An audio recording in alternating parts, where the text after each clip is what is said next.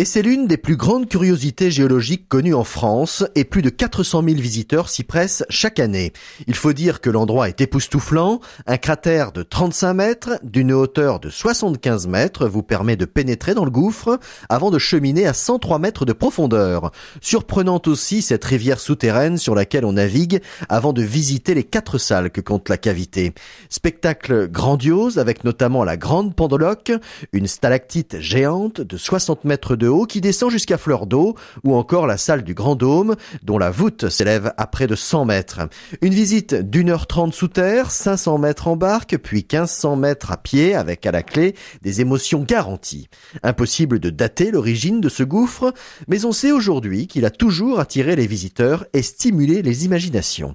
Laetitia de Ménibus-Gravier, présidente du site. Le gouffre de Padirac a toujours existé, néanmoins il n'était pas ouvert au public. Les premiers visiteurs datent de la guerre de 100 ans. Ensuite, on parle de gens qui seraient descendus chercher du salpêtre au fond du gouffre. Et pendant la guerre de 100 ans, il paraît qu'il y avait un trésor qui était caché au fond du gouffre. Et donc, ça a laissé la porte ouverte à pas mal de fantasmes.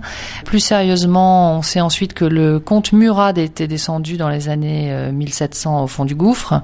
Et puis, c'est Édouard Alfred Martel, qui était un avocat et spéléologue à 16 heures, un très grand monsieur qui a découvert l'essentiel du patrimoine souterrain français, qui est descendu au fond du gouffre pour l'explorer et qui a été subjugué par sa découverte et a souhaité en faire un site visitable par le plus grand nombre. Une première véritable exploration donc dès 1889 et 10 ans plus tard, l'ouverture au public. Et après plus d'1 siècle d'exploitation, Padirac n'a certainement pas dévoilé tous ses mystères.